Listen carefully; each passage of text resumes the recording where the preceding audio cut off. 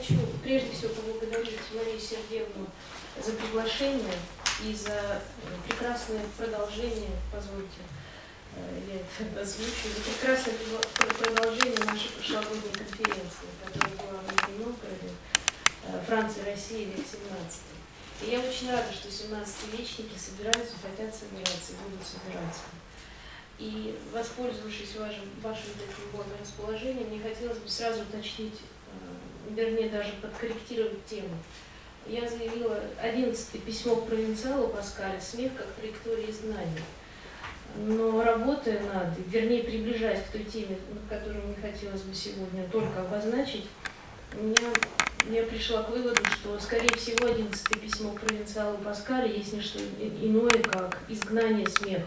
То есть само это не просто игра интеллектуальная, а далее по ходу. Топика изгнания в период, о котором сегодня идет речь, а именно от конца 16 до первой трети 18 столетия, как я сегодня послушала, устрашает с точки зрения практик и моделей. Здесь можно даже проследить определенную типологию на разных территориях, где формируются государства. От Англии, о которой сегодня говорилось, до Руси, России. С чем, собственно, наверное, это связано с событийной интенсивностью этого периода. Изгнание имеет разные траектории. Ссылка, тюремное заключение, выдворение страны не только одного человека, но и части народа или народов. Трагический пример – это русский раскол, отправивший в изгнание, в кавычках, половину населения тогдашней Руси. В долгом 17-м французском веке примеров добровольного изгнания и самоизгнания, вернее, готовности быть изгнанным как ответ и одновременно духовная и риторическая стратегия достаточно. Я сразу приведу пример, известный вам. Два примера. Первый, который относится к абрису границ контекста возникновения писем к провинциалу. Первая траектория изгнания кардиналом Ришелье, аббата Сен-Сирана. Перед вами его портрет Жана Амбруаз Дювержье-Дюран, аббат Сен-Сиран. История эта известна, но все же нужно ее повторить, поскольку именно Сен-Сиран является духовным наставником Пор-Рояля и, в принципе, тех теологических теорий, которым следовал Пор-Рояль. И позволю себе сравнить деятельность аббата Сен-Сирана, планы реформы Галиканской церкви и масштаб личности с личностью патриарха Никона. Аббат де Сен-Сиран, единственный из парижских священников, открыто противился расторжению брака Гастона Орлеанского, ныне помянутого не раз. Аббат утверждал, в том числе как теолог, что раскаяние в грехах можно считать подлинным лишь тогда, когда оно основано на бескорыстной любви к Богу. А кардинал Ришелье, который, как известно, тоже трудился над теологическими богословскими писаниями, полагал, что достаточно одного страха перед загробным наказанием. К тому же никакие посылы на аббата Сен-Сирана действия не возымели. Ему предлагали епископский сан, и Ришелье всячески хотел его приблизить к себе, но ничего подобного. В конце концов, в 1938 году солдаты явились за Сен-Сираном в монастырь Пор-Рояль, по-моему, увезли его в замок Винсен, где он пробыл узником до смерти Ришелье. И, выйдя оттуда на свободу, ему осталось жить всего лишь несколько месяцев. И здесь важный штрих создания модели опала 17 века. В тюрьму заключен, обратите внимание, не мятежный аристократ, заговорщик, не дебошир, святотатец, а духовное лицо, почтенный богослов и очень известный. По тем временам события, наверное, необычайные. С точки зрения государственных интересов, духовный авторитет человека независимого, коим являлся Сен-Сиран, и неуправляемого, порой разрушительнее огня и меча. Здесь, конечно, вы сразу вспоминаете знаменитые слова Ришелье. Если бы Лютер и Кальвин упрятали в тюрьму, как только они взялись за проповеди, государства были бы спасены от многих бед. Сен-Сиран опаснее 6 вооруженных армий. Это первый пример. А второй пример – это целая семья, известная вам, я думаю, плохо видно. В любом случае, это обильное генеалогическое древо – это семья Арно. Все равно не видно, их было много. Можно включить обратно. Я просто хочу сказать, откуда взята эта схема. Это из прекрасного совершенно издания «Le Dictionnaire de Port-Royal». Второй пример – семья Арно. Корень этой семьи – знаменитый парижский адвокат Антуан Арно, господин Арно адвокат, поверенный в делах Екатерины де Медичи, непреклонный соперник иезуитов, страстно призывал к изгнанию их, опять иезуитов, из Франции после покушения на Генриха IV. И интересно, что непримиримое отношение к иезуитам Арно отец передал как семейное наследство своим детям. Их было 20, среди которых многие стали монахинями. Одна из них известная настоятельница монастыря Пор-Рояля, а также самый младший из детей, великий Антуан Арно, прозванный великим не случайно за ораторский дар и за энциклопедические познания в теологии, не говоря уже о том, что он оставил, по-моему, чуть ли не 90 томов собрания сочинений. Став доктором Сорбонны, великий Арно был непреклонным оппонентом иезуитов. Он был известен как автор критического трактата «Моральная теология иезуитов». Публичные выступления в защиту несения истинной веры сделали ему славу по всему королевству и за его пределами. Естественно, что общество иезуитов, его сторонники отвечали каскадом критических писем, пасквилей, памфлетов и страстными речами. И литературное выражение полемики сопутствовали также политические, как их назвал Паскаль в письмах провинциала, ответы общества иезуитов, а именно преследование оппонентов. И кроме того, 17 век, может быть, это преувеличение, но все-таки его нужно озвучить, в том числе во французском королевстве, вот на этой вершине полемики политической и теологической, проходит, то есть есть еще идея личной ненависти иезуитов к семье Арно. Например, очень интересная фраза монахини Анжелики Сен-Жан, тоже из семейства Арно: когда наше имя хотят обесчестить во имя Бога, носить его почти то же самое, что исповедовать имя Божье. Я думаю, что здесь как раз заключена не просто риторическая, а судьбинная позиция всей семьи. Великий Арно был исключен с кафедры теологического факультета Сорбонны в 1656 году за непреклонность своей позиции. Был вынужден скрываться на территории Франции, тайно проживать то там, то сям, затем перемещаться в Голландию, в Бельгию и в конце концов завершить свои дни в Брюсселе. Интересно, что оттуда его сердце привезли в Пор-Рояль и захоронили. Вот это вот как раз траектория, если хотите, опалы, самоизгнание, изгнание. Естественно, это все эти поступки угрожали Арно, не только тюремным заключением, но, скорее всего, тюремным заключением. Так вот, это одна из моделей опала изгнания XVII века. Разделение на изгонявших и изгнанников, и самоизгнанников, кроме личностного, естественного неприятия, вызвано, как замечает Борис Андреевич Успенский, рассуждая о русском расколе, не собственно догматическими, в основе, не собственно догматическими разногласиями, теологическими. В основе раскола лежит культурный конфликт, который есть в XVII веке. В частности, в том числе семиотические, филологические вопросы. Разногласия воспринимали в сущности как разногласия, в том числе и богословские. То есть религиозный идеал неотделим от идеала литературного. То есть риторика была равна исповеданию веры. Отсюда все это творчество, назовем, опальных, отошедших от той или иной борьбы авторов. Культурный конфликт оставил после себя многотомный корпус сочинений, написанных в основном на латинском языке, которые ушли в запасники истории идей нового времени. Но вот исключение до сих пор составляет 18 писем провинциалу. Вот Арно не читают, Николи не читают, Барко не читают, иезуитов не читают, а вот читают письма провинциала Паскаля, который не был профессиональным теологом, не сражался на кафедрах теологии в Сорбонне. И, в общем-то, письма провинциалу есть не что иное, как вершина этого полемического айсберга. Как вы понимаете, созданы они по случаю догматических разногласий и являются свидетельством фундаментального конфликта, который уже сегодня звучал, это вопрос о янсенизме, который для меня звучит в скобках. В кавычках, извините, вопрос сколь религиозный, столь и литературный. Это произведение отвечает глубинным тенденциям французского ума и завершает ту цепочку, которую открыл Рабле и продолжила Минипова сатира и заключает, собственно, письма провинциала.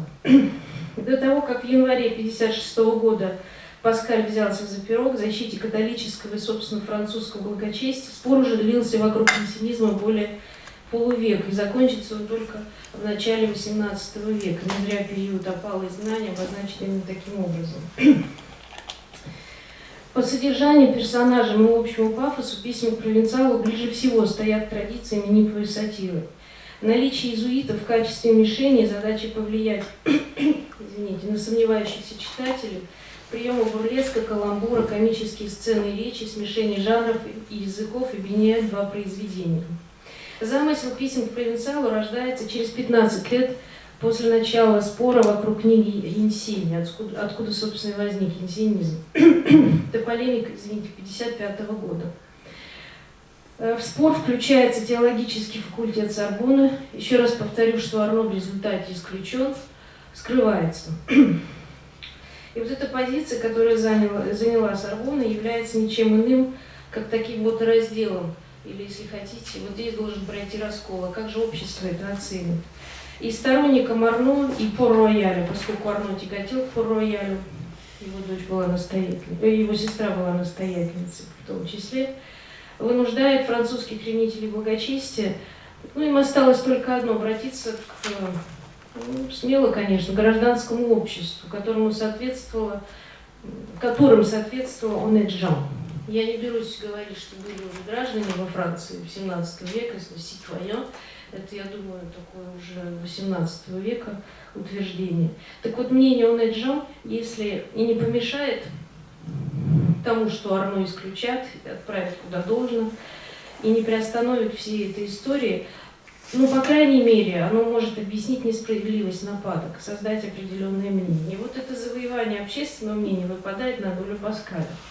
Паскаль, Арно, мне очень важно показать здесь еще Пьера Николя, это один, сбегая вперед, Арно, Николь и Паскаль. Вот эта троица, собственно, создает письма к провинциалу. Но в истории литературы письма к провинциалу числятся именно за Паскалем. На самом деле работало 3 автора, минимум 3. Паскаль не собирался ввязываться в долгое предприятие. Он на едином дыхании написал первое письмо, о чем его Маргарита Перье, его племянница, оставила восхищенные воспоминания, я их опускаю. Письмо было издано, распродано и встречено удивительными рукоплесканиями. Вот при интеллектуальной поддержке Николя и Арно, интеллектуальная поддержка — это есть не что иное, как оба эти высокие теологи, Арно и Николь, поставляли Паскалю определенный теологический материал, а именно обширные цитаты из трудов иезуитов. Зачем это нужно? Потому что ведь шла речь о сатире, а сатира, она требует прекрасного знания того, на что пишется сатира. Так вот, Арно и Николь, в общем-то, поставляли, извините за это слово, Паскалю материал, а он его обрабатывал. С точки зрения цитатного слоя, то есть наличие текстов иезуитов во всем корпусе 18 писем, там более чем 40% цитат. То есть это все цитаты из трудов иезуитов, и не только иезуитов. Это очень интересно с точки зрения стилистического анализа. Так вот, при интеллектуальной поддержке Николя и Арно было сочинено 18 писем. Затем был издан перевод. И здесь вот что интересно. Перевод на латинский сделал это произведение известно всей Европе. Опять новый скандал вокруг этого произведения. Дальше суд выносит решение сжечь эту книгу, что, собственно, и произошло. Палач в Париже в 60-м году, а потом в Лионе сжигает эту книгу. По поводу траектории изгнания этой книги. Чтение писем к провинциалу трудно для современного читателя. О чем это произведение, о чем эти письма, это невозможно пересказать. На самом деле это письма о том, в общем, там главная тематика — это филологические, теологические споры, которые разворачивались среди высокопробных теологов в Сорбонне. Даже для читателей, я думаю, Онет Жан, достаточно образованных и менее образованных, это было очень трудное чтение. Но что здесь увлекает читателей? Ну, например, вот я просто пролистну все эти абрежи, которые составил Николь. Абрежи, то есть это краткое содержание. Здесь вы уловите, конечно же, скажем так, очень давлеющая благодать, несправедливость, нелепость, незаконность цензуры на господина Арно. В общем-то, не самые веселые темы. Очень серьезные темы, высокие темы. Но почему этими письмами зачитывалось все королевство, переписывало их, подпольно издавало? Между прочим, многие, то есть издатели их вылавливали и помещали или в Бастилию, или в Винсен. Дело в том, что они, кстати, были изданы анонимно, то есть без автора, потом появляется псевдоним. Здесь, как мы видим, самые серьезные темы. И речь идет здесь в совокупности ни о чем ином, как о том, как нужно спасать душу. Не до смеха. Суть трудного спора очень трудна и современникам Паскаля. Ну вот почему зачитывается? А потому что автор проделывает смеховую работу, которую, надо заметить, начинает с себя. Автор изгоняет, извините, себя в образ дурака с первых строк первого письма. Вот оно. «Monsieur, nous étions bien abusés. Je me suis détrompé, Pierre». И так далее, и так далее. В русском переводе нас, в общем-то, нас одурачили, да? Итак, на протяжении 10 писем, всего их было 18, да?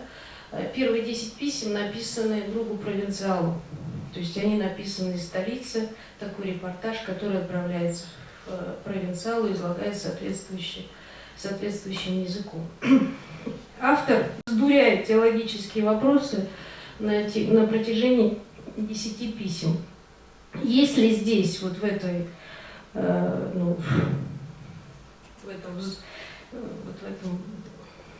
если здесь паратеологическое задание, да, то есть то задание, которое связано, собственно, с теологией, восходящее к такое задание, которое восходит к иронии, о которой писал апостол Павел в первом послании к Коринфянам. Цитирую: «Где мудрец, где книжник, где совопросник века сего? Не обратил ли Бог мудрость мира сего в безумие?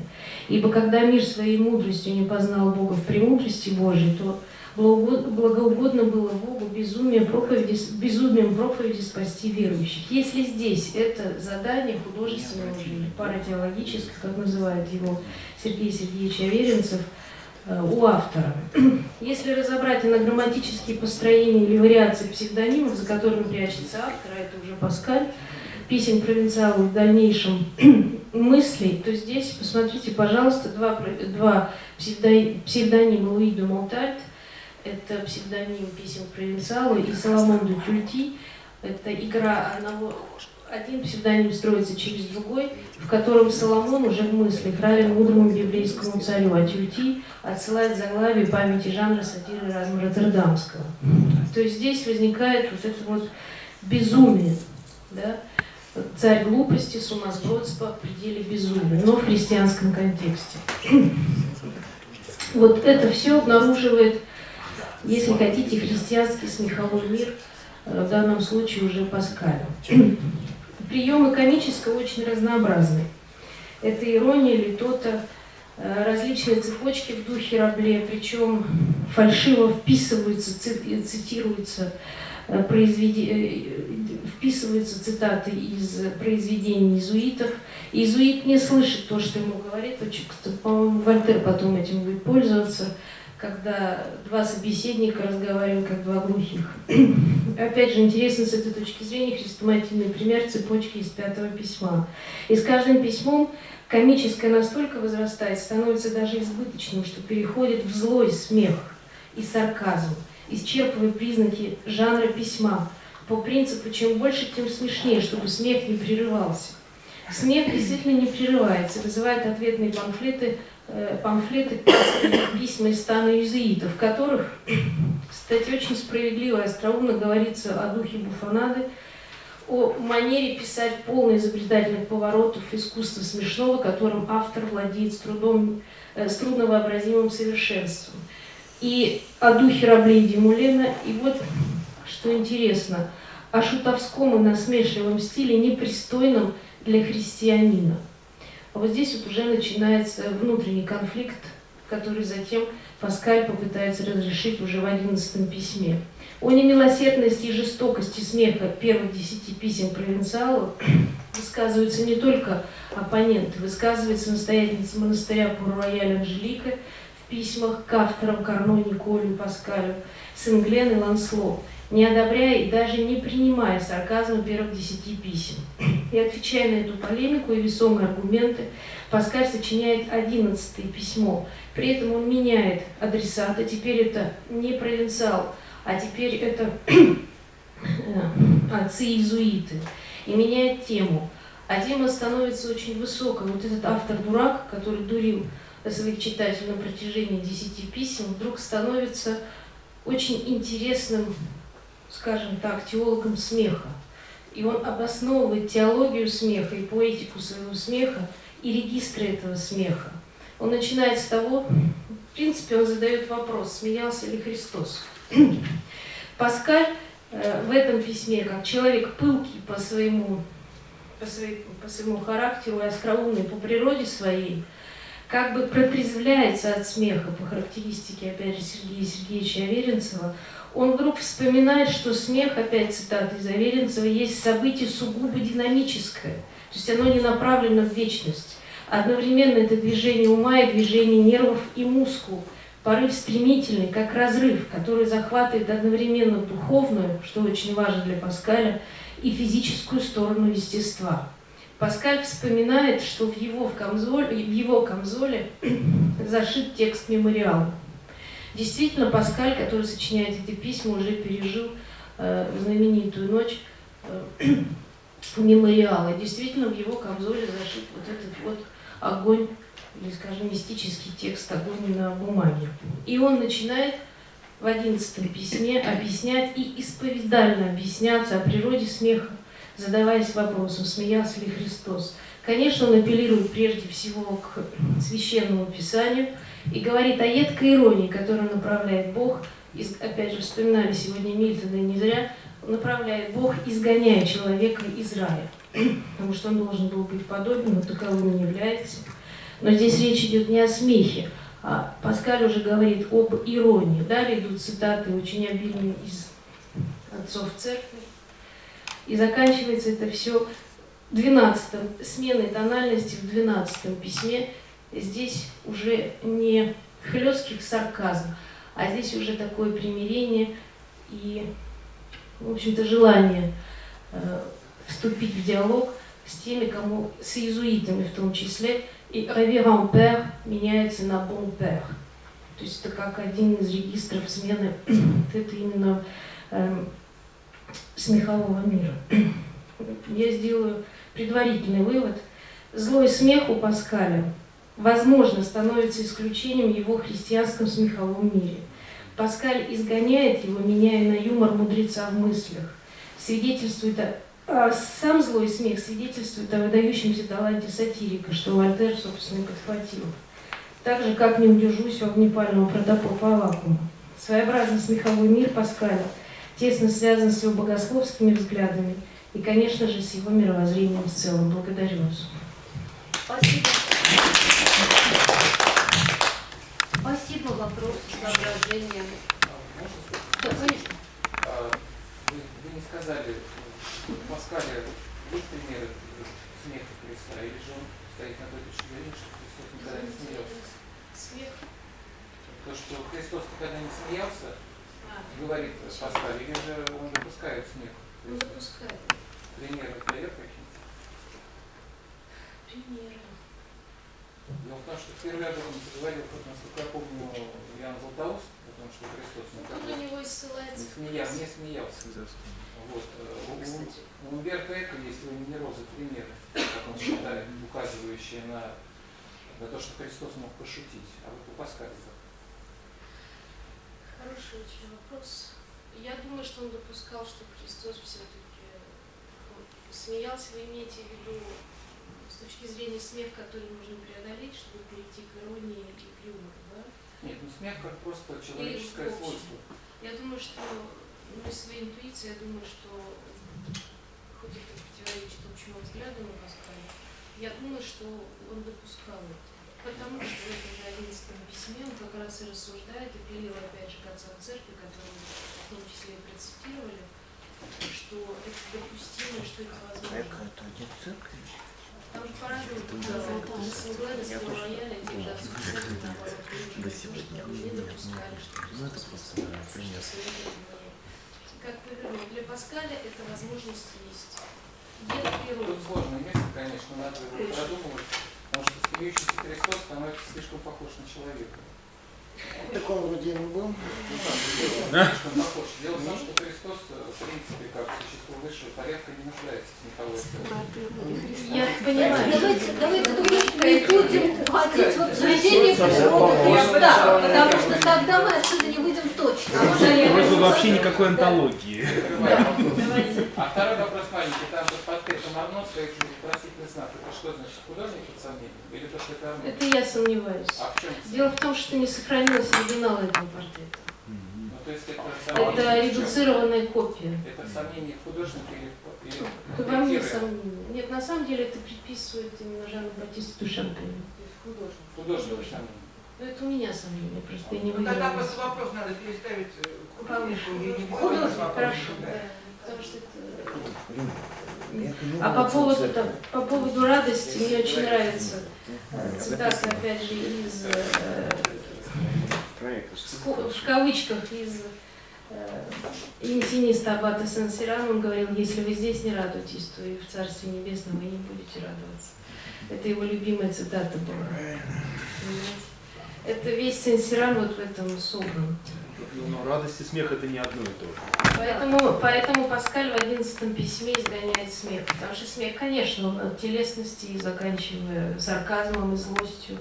Например, вопрос, который он задает в 7 письме иезуиту, которому он приходит учиться теологии, или узнать что-то о теологии. Этот простак спрашивает: а должен ли иезуит, имеет ли право иезуит убить интиниста? Только потому, что он не разделяет его взглядов. Очень злой вопрос. Вообще тут пахнет уже тоталитаризмом, если вообще доводить эту всю логику и до всего остального. Но здесь много всяких нюансов. Но Паскаль допускал вот эту улыбку Христа. Кирилловна, а вам не кажется, что, может быть, это стоит говорить даже не о дураке, а о простодушном, действительно, ну так предварительно, ну и как бы это соответствует все-таки некоторой христианской позиции, да, что именно простодушный, ну вот, Скорее да, безумие. ну да, да. Да, и второе, как бы вопрос замечания, соображения, да, не замечания, это то, что все-таки есть в 17 веке достаточно большое количество текстов, осуждающих насмешку как невежливое поведение. Вот как раз в трактатах о вежестве, которые, в принципе, были важны для Паскаля, как, ну, если... Не знаю, извините, что перебиваю, не знаю, были ли они для него важны. Потому что вот такие ужасы, не ужасы, он очень жестко пишет. Если, ну, если всерьез воспринимать его там сообщение, его общение с Шевалье де Мере, все-таки это какой-то роль играло. То, что вот как бы насмешка, нарушение правил вежливости, что плохо, потому что эти правила на самом деле имеют и моральное основание. Ну, остроумным надо быть. Остроумным надо быть, но тут вот грань. Да нет, я к тому, что ваш аргумент можно подкрепить и с другой стороны. Да. А на самом деле, извините, что называется, если дальше вести вот эту традицию паскалевского смеха, то если находить аналогии, то мне кажется, что здесь есть и сопряжение с гоголевским смехом. Но это уже так мои догадки, которые, конечно, надо проверять. Ну, большое спасибо.